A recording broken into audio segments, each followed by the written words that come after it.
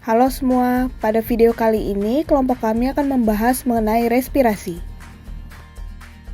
Organ-organ yang berperan dalam sistem respirasi adalah 1. Hidung, 2. Faring, 3. Laring, 4. Trakea, 5. Bronkus dan bronkiolus, 6. Alveoli dan alveolus. Yang pertama, organ hidung. Pada hidung diproduksi mukosa yang berperan untuk menjaga kelembaban udara serta menyaring udara yang masuk. Lalu pada mukosa terdapat silia atau rambut yang berfungsi untuk mengarahkan udara agar masuk ke faring. Pada mukosa juga terdapat enzim lisosim yang berperan untuk membunuh bakteri.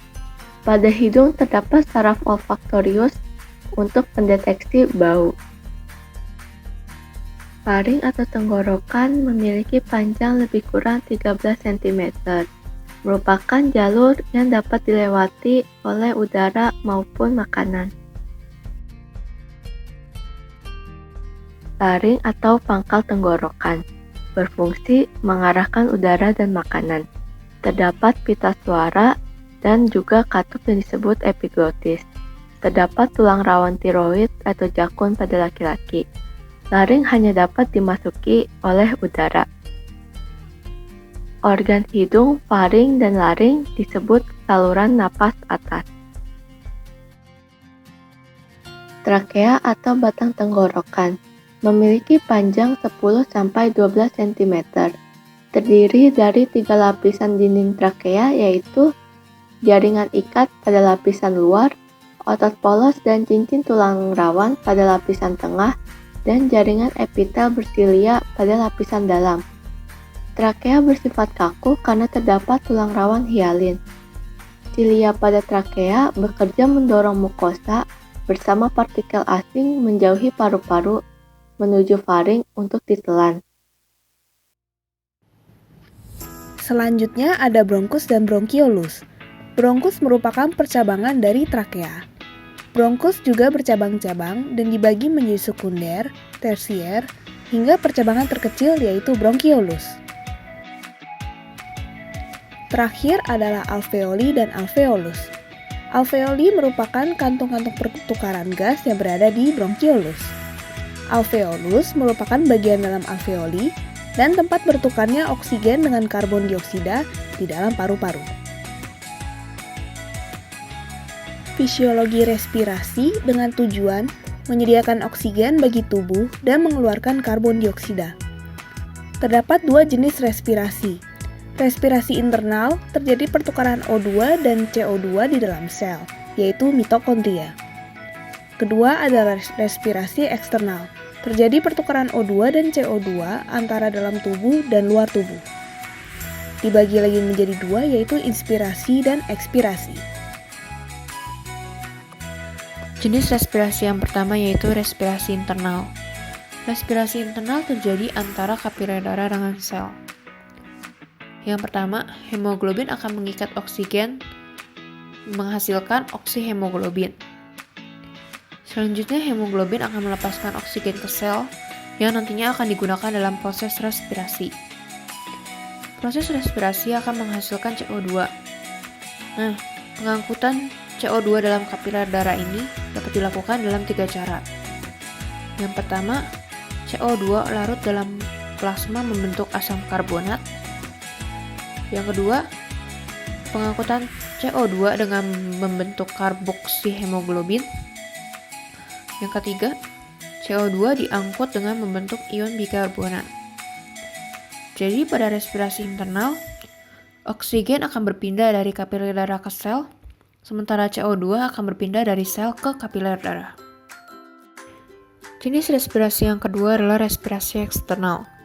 Respirasi eksternal terjadi antara alveolus dengan kapiler darah. Dapat dilihat pada gambar bahwa oksigen di alveolus itu lebih tinggi daripada oksigen yang ada di kapiler darah. Sebaliknya, karbon dioksida pada alveolus lebih rendah daripada karbon dioksida pada kapiler darah. Maka pertukaran antara O2 dengan CO2 terjadi secara difusi. Difusi adalah pertukaran dari yang bertekanan parsial tinggi ke yang bertekanan parsial lebih rendah, yaitu CO2 dari kapiler darah akan berpindah ke alveolus, sementara oksigen dari alveolus akan berpindah ke kapiler darah. Inspirasi. Inspirasi merupakan keadaan di mana udara masuk ke dalam paru. Proses inspirasi ini diawali dengan berkontraksinya diafragma dan otot interkostal eksternal yang menyebabkan rongga toraks mengembang. Mengembangnya rongga toraks ini kemudian menyebabkan volume dalam paru pun meningkat. Karena meningkatnya volume dalam paru, maka tekanan gas dalam paru pun akhirnya menurun dan menyebabkan partikel vakum, di mana tekanan gas dalam paru lebih rendah daripada tekanan gas pada atmosfer di luar tubuh. Hal ini menyebabkan masuknya udara ke dalam paru hingga tekanan udara dalam paru dan atmosfer pun akhirnya seimbang. Setelah oksigen masuk ke dalam paru-paru, akan terjadi pertukaran gas antara oksigen dan karbon dioksida di dalam alveolus. Karbon dioksida akan mengalami proses ekspirasi, yaitu keadaan di mana udara dari paru-paru akan keluar. Prosesnya sebagai berikut. Pertama, diafragma akan berelaksasi atau melengkung, yang membuat otot interkostal terdiri dari M internal interkostalis dan M abdominal berelaksasi. Kemudian, rongga toraks yang terdiri dari tulang iga dan spinal mengecil, sehingga volume dalam paru-paru pun juga ikut mengecil. Kemudian, tekanan intraalveolar akan membesar yang membuat udara dari dalam paru-paru akan terdorong keluar. Volume dan kapasitas respirasi. Saat keadaan normal, kapasitas total udara mencapai 4.500 cc. Saat keadaan ekstrim, kapasitas udara yang diperlukan sebanyak 1.500 cc. Saat inspirasi dan ekspirasi, kapasitas yang digunakan sebesar 350 cc. Sedangkan untuk alveolus hanya sebesar 350 cc dari 500 cc volume tidak. Dan 150 cc hanya digunakan untuk mengisi saluran pernapasan saja. Kapasitas vital adalah jumlah udara yang dapat dikeluarkan setelah mengisi paru-paru sampai maksimum. Kapasitas udara yang digunakan sebesar 350 cc dibagi menjadi volume inspirasi dan ekspirasi masing-masing sebesar 150 cc dan volume tidal sebesar 500 cc. Kapasitas residu adalah sisa udara yang tidak dapat digunakan tetapi selalu mengisi paru-paru sebagai udara sisa. Kapasitas udara yang digunakan sebesar 1000 cc. Berikut adalah grafik volume udara di paru-paru. Selanjutnya, saya akan menjelaskan tentang kontrol respirasi. Pusat kontrol respirasi terletak pada pons dan medula pada otak. Pada medula dibagi menjadi dua, yaitu Ventral Respiratory Group atau VRG dan Dorsal Respiratory Group atau DRG. Pada VRG, saraf mengatur ritme bernafas. Impuls dari VRG menjaga ritme pernafasan tenang 12-15 respirasi per menit. DRG mengintegrasikan informasi sensorik dari kemotoreseptor dan reseptor peragangan perifer. DRG juga mengomunikasikan informasi ini ke VRG untuk membantu memodifikasi ritme bernafas. Pada pons, berguna untuk membantu memuluskan transisi atau memodifikasi waktu antara menghirup dan menghembuskan nafas selama kegiatan seperti bernyanyi, tidur, atau berolahraga. Berikut adalah skema. Faktor yang mempengaruhi laju dan kedalaman pernafasan. Yang pertama adalah faktor fisik. Saat kita berbicara, batuk, dan berolahraga akan mempengaruhi laju dan kedalaman pernafasan. Suhu tubuh yang naik juga dapat mempercepat laju pernafasan. Lalu yang kedua ada volition atau kontrol kesadaran. Kontrol kesadaran ini sangatlah terbatas.